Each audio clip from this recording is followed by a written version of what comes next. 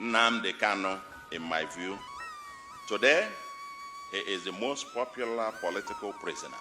To his credit, he has forced Nigeria and the world to discuss Biafra. I believe that keeping him there does not do Nigeria any good.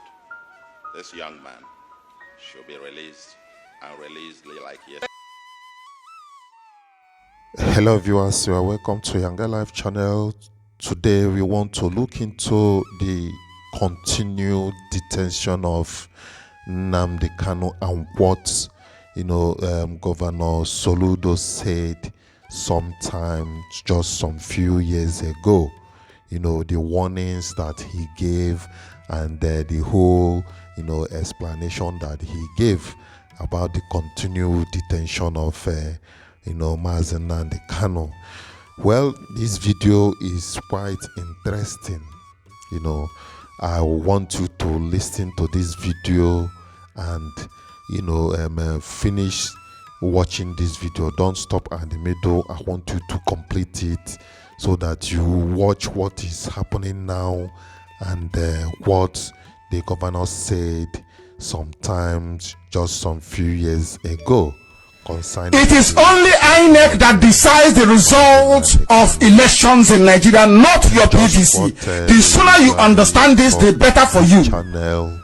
Your PVC is useless. The issue of people coming together, the Southeasterners coming together, the politicians, the elite, discussing this issue.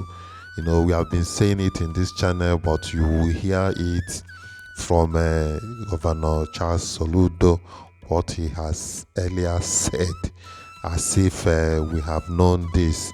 Well, the issue of insecurity, it's not something that people will just shy away from, because without security in a particular place or anywhere else, nothing goes well.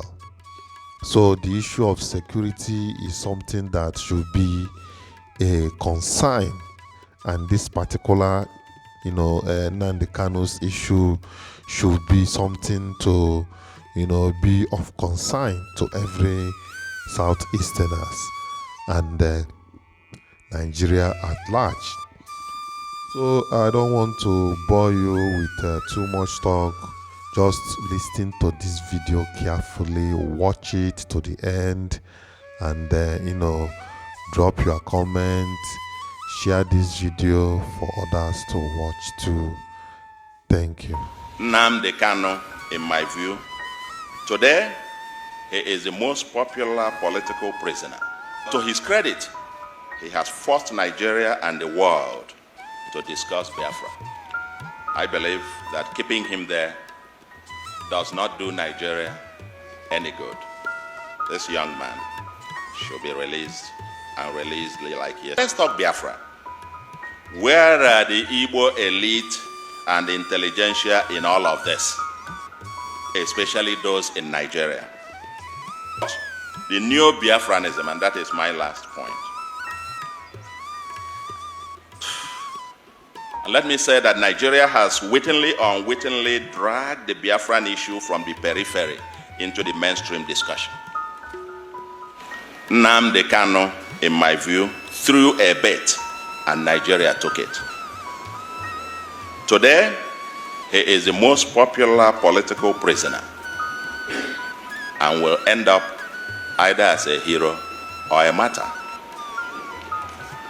But to his credit, he has forced Nigeria and the world to discuss Biafra.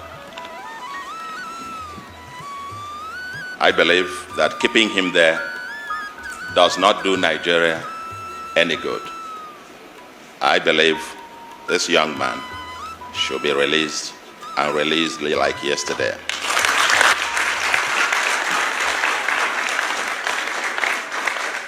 I will not be surprised if he becomes a subject of the next political campaigns. Just like we dealt with Awolowo, who was convicted and imprisoned of treason, or Gowon, charged with treason, or even Ojukwu himself, who was forgiven and so on and so forth. I don't want to make any predictions, but I believe we need to solve this. Because according to Ofodile, this book, quote, he said, the lesson to be learned, if anyone cares to listen, is that the detention of Nnamdi Kanu, no matter for how long, will not stop the agitation of Biafra, end of quote. He further argues that the detention of Wazirike between 2005 to 2007 helped to radicalize his followers. The same thing happened when the leader of Boko Haram was killed. His followers became more radicalized. Detention of Nnamdi Kanu, I never heard of him before this time, to be quite honest. Never heard of him. I didn't even know about the IPOB or whatever thing. Until this thing, and you now realize globally it's become an issue and it's become mainstream. Now, and again, quote, he says, this book argues that the idea of a customary government under the Supreme Council of Elders in accordance with customary law enjoys the support among a section of the Igbo, but it is the Biafra or death philosophy of Nnamdi Kanu that found resonance across the length and breadth of the Igbo nation. Therefore, there cannot be a resolution of the Biafran dilemma without a wholesome engagement of the Nnamdi Kanu faction of IPOB. End of quote. That's what this book is. So, if I were president, quite honestly, I would be very suspicious of anyone who advises me to ignore the Biafran issue. I'll be very suspicious. Anybody who says that is either ignorant or being mischievous or quite patently doesn't mean well for the government itself. It probably wants the same government to repeat the mistakes of the past so that it could lead it down the train. We must start learning in this country. The new resurgence. The new ones within, there seems to be a division, 3 classes you can identify. The ones within the mainland, and I'm shocked, and you discuss, they have a different point of view. Those in diaspora within Nigeria, so to speak, who are in Abuja and Lagos and so on and so forth, Kano, Kaduna, and so on. And an elder was asked about that, living in one of these northern states, about Biafra, and they asked him, what do you think about this Biafra? He said, well, nah, I just said, no, in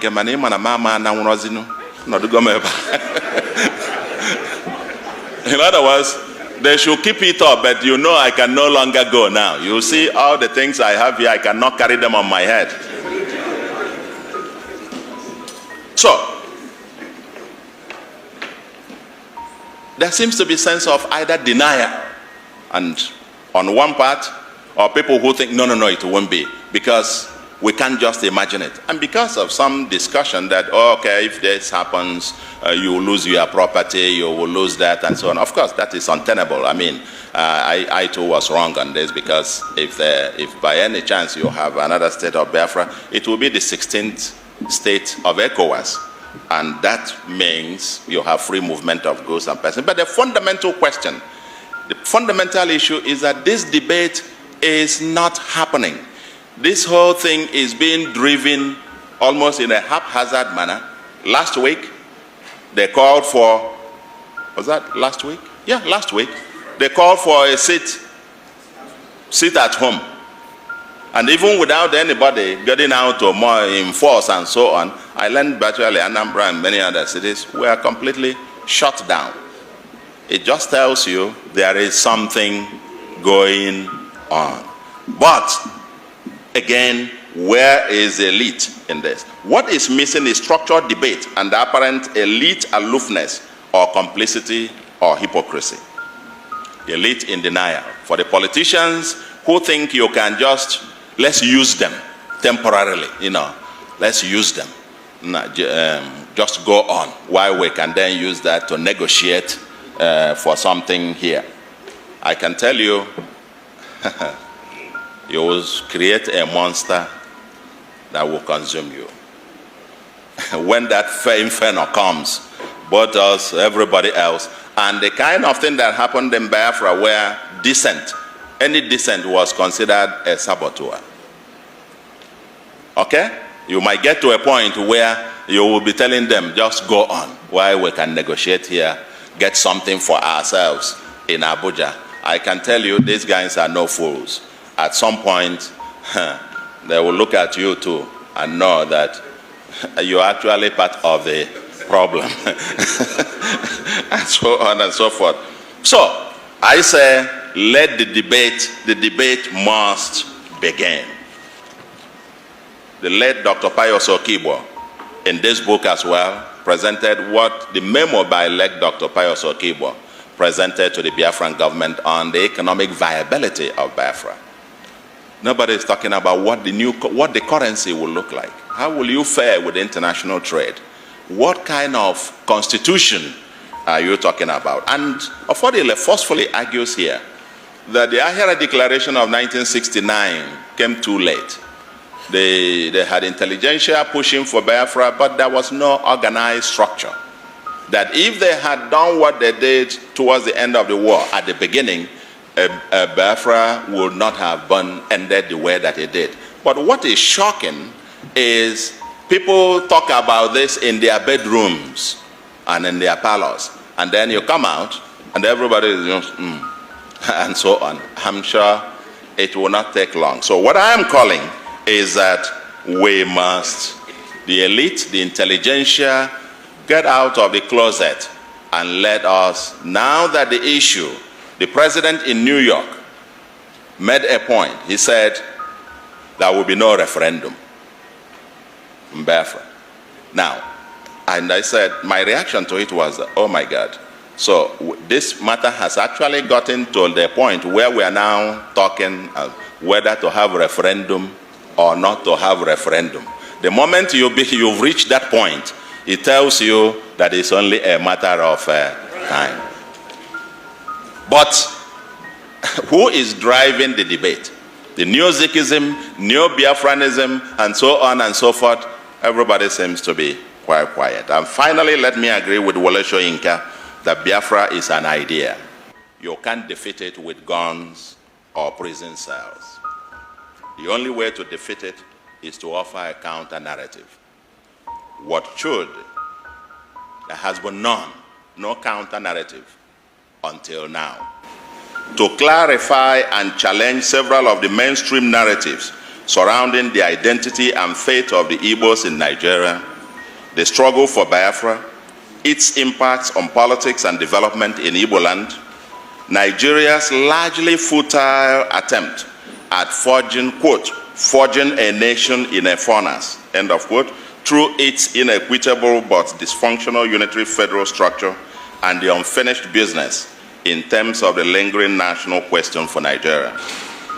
Ofodile argues forcefully that sustainable development will continue to elude Nigeria unless and until it confronts and addresses what he calls the Biafran dilemma, unquote. Since, quote, it is impossible to hold an unwilling people hostage in any country without negative consequences, end of quote.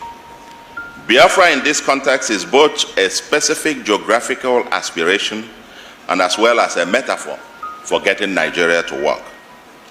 And coming at a time when many analysts argue that Nigeria has never been more divided, and some even question its long-term survival as a country, while a cacophony of persistent voices insists on the restructuring of Nigeria. For anyone interested in understanding the idea and metaphor of Neo-Biafranism, or the historical event of its first advent, aftermath, and the new resurgence, as well as the road that Nigeria must take to save its fragile state. As an elder said when he was being confronted about Biafra and all this quest and the agitation for Biafra, his response was, so it seems that it is actually those who didn't actually experience it firsthand and who are the children of the if you like, either during or after the war, that exhibit the audacity in discussing Biafra. You know, the failure of leadership, these years of decline and the failure of leadership in Igbo land, that's the gripping story that he concludes with. In other words, the agitation for Biafra, yes, partly because of the marginalization on the part of the larger Nigeria, but even more fundamentally, also that as we point one finger forward, there are the other fingers pointing back at us, and that there is palpable failure of leadership in Igbo land. Actually, he traces the origin of the recent resurgence of the agitation for Biafra to what happened to His Excellency Dr. Kweme at the Just Convention of the PDP, and the feeling of injustice to a group. And that may have, according to him, ignited this, because that the agitation, the new Biafra movement, started in 1999, and not after this election as being falsely put up by some. He takes on the Masob, the IPOB, Belier initiative, and so on and so forth. And the fact that actually there are, within this new movement of the new Biafranism, there is a division between those who want the democratic process, going through the legal process, and that you now have people, Dr. Dozie Ikedife, OON, and retired Justice Ezo Zobo, CON or whatever, of Nigeria. They are now in court. They have sued the federal government of Nigeria at the Federal High Court in Owerri, actually agitating that Biafra should let my people go, as it were. So there is a division in the new Biafranism between the Kanu, Nnamdi Kanu's group, and the Dozie Ikedife and the other elders, that they have actually set up a customary government, as it were, on how to pursue this. So, as they put it,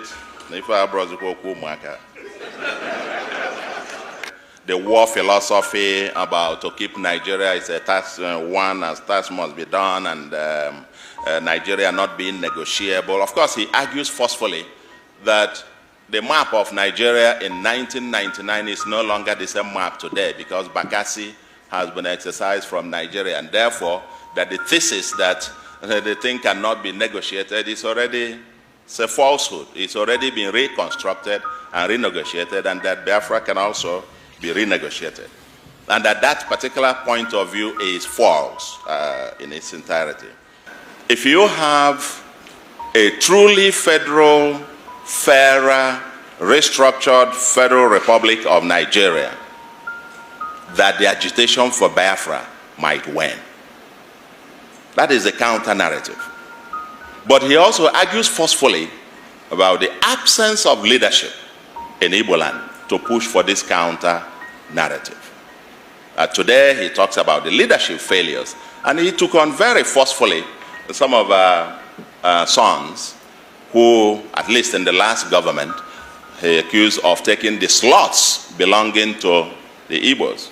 And what they achieved with it was basically to turn rebellions to develop their own villages and abandon the entire Igbo land, as it were.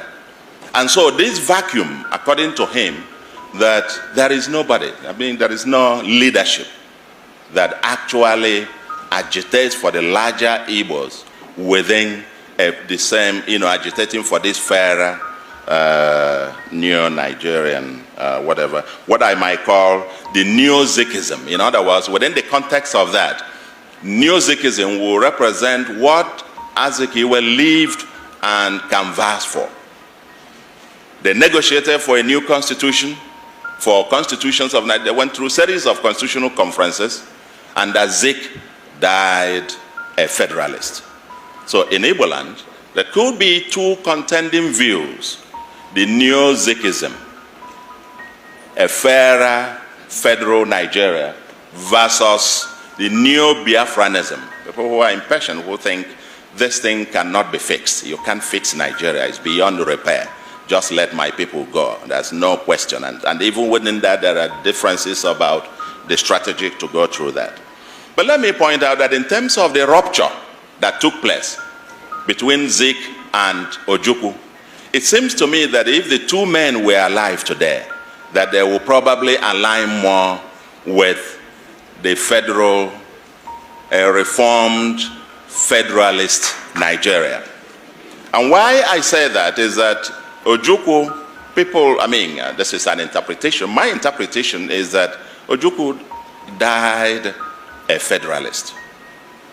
That's my thesis. And why I reach that is that while all through the war, as Chode points out, until the Addis Ababa Conference of 1969, he was for negotiation.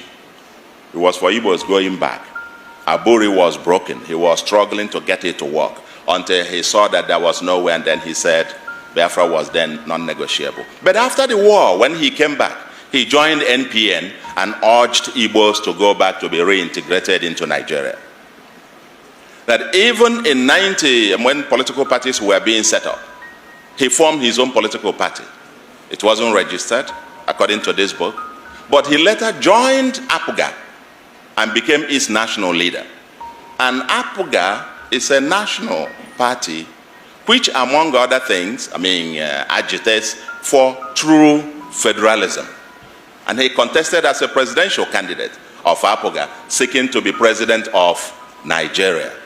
So in all its ramifications, when you put all together, joining a national party, just like most of the Igbos agitating against the marginalization of the Igbos, that if Ojukwu were alive, that there could have been back again, the rupture probably would have mended back into a mono view, into a federal, fairer Nigeria. That is a question mark. But there seems to be quite two views. The Neo-Zikism for pan-Nigerian federalists versus Neo-Biafranism to go into a sovereign state of Biafra. A second theme that I pick is that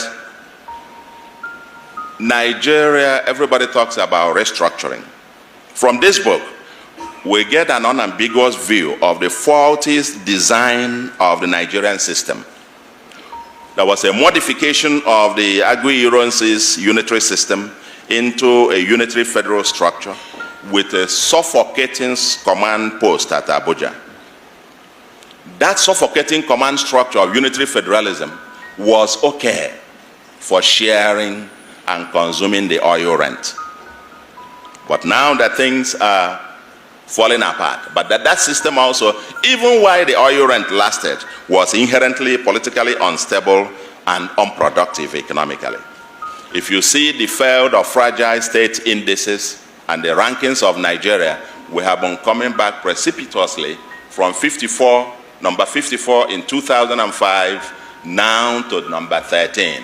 We are one of the countries under the red alert list. And so it hasn't worked. The concoction hasn't worked. The 36 state structure that we have today, Ofodile argues very forcefully that this current 36 structure is contrary to the instruments of surrender of Biafra. That there are three conditions that they agreed on the instruments of surrender. One of which was that the Biafrans accepted, said, we accept the current structure, which then was a 12-state structure. And that B or C of it was that any future change must bring all Nigerians on the table to agree. And that these were the things they signed at the instrument of surrender, but that the military unilaterally subsequently changed the structure without then the participation of the other side. And he argues that this is against the instrument of the surrender, and that no wonder the Southeast has been marginalized out of it, 5 states out of the others having 6 and 7, as the case may be.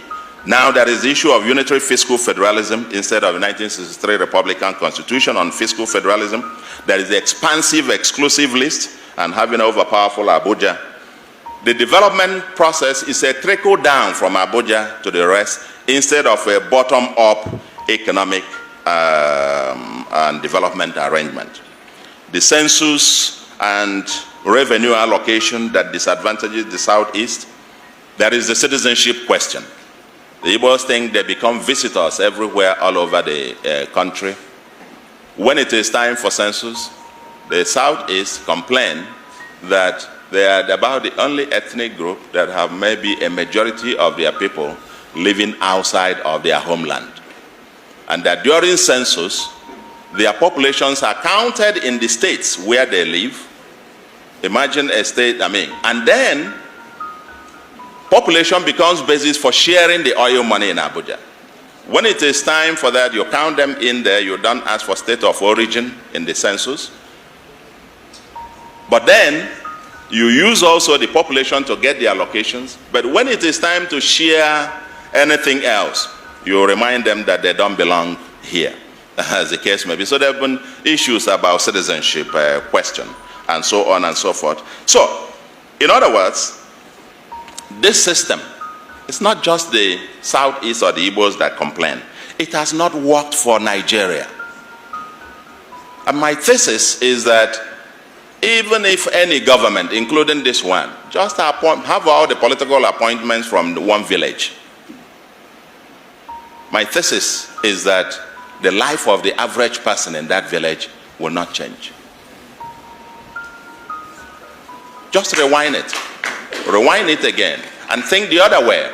The last regime, we had an Ebele Azikiwe as president. We had secretary to government. We had minister of finance and coordinating minister on the economy. We had all of this, deputy senate president, this, that, and so on and so forth. Most of the financial institutions headed by people from the Southeast. And yet, there is no motorable federal highway in Igbo land. This thing is an elite game, as far as I'm concerned. The issue of who and whatever and so on and so forth is not taking us anywhere. And unless we get to the heart of it. So, it seems that there is a consensus today. There is a consensus. If you take it much broadly, the North, so-called North, if you calculate the number of years they were in power, but essentially, poverty is still predominantly a northern phenomenon. So, that you control this and a few billionaires are made here and there and so on and so forth means absolute nothing. The ordinary man in Nigeria has not benefited, is getting worse off by the current system that we have. But there is a consensus now on restructuring. And in that case, Fodile would argue that Biafra becomes a metaphor for agitation by oppressed people for justice, equity, and fairness. It hasn't worked for anybody. If you look at President Buhari recently said he also supports amendment of the Constitution or devolution.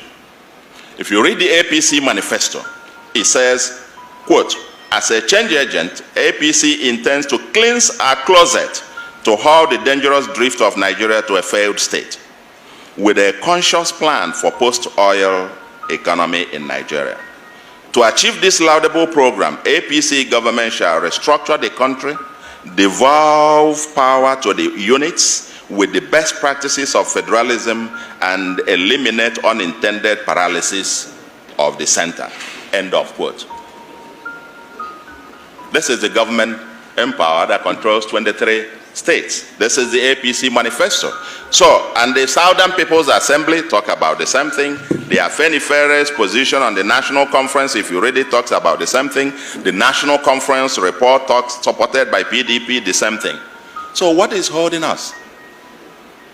I must say the goal of this bit should be political stability and economic prosperity. In my view, a competitive federalism.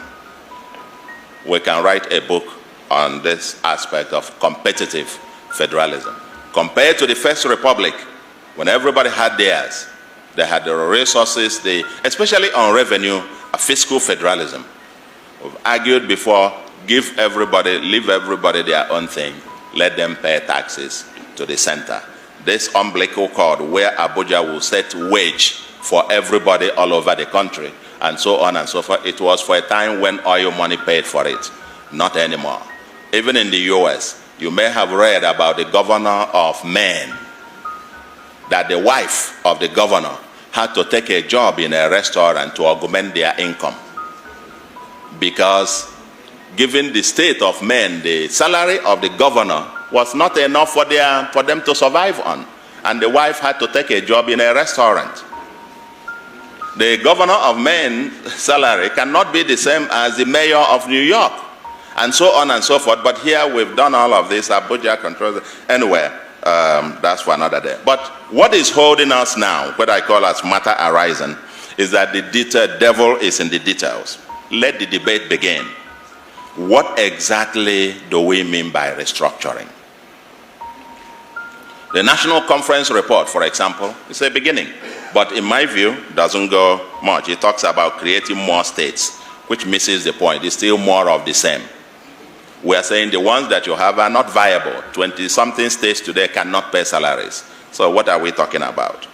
Or should we go back to the EQMS constitution, the proposal of 6 zonal structure as the federating units? What model of federation? Should we use the UAE, United Arab Emirates system, or which one are we going? Let us get to work and begin to think. Some people propose, and I agree, that we need a new constitution negotiated by the people of Nigeria. But we need to get this done. That the people of Nigeria will have to get together and negotiate a new constitution for themselves. Second, or the third point, is leadership failure in Igbo land. It's in that light it agitates your mind when we talk about Igbo presidency. What does that actually mean? Is it to have somebody wearing a red cap in the villa, or what? If all that we say, even within the states, a governor is first his village, his local government, then his senatorial zone, so that he can be Ochelo Ozwa of his own local government or his village, and so on and so forth. Then let the others care.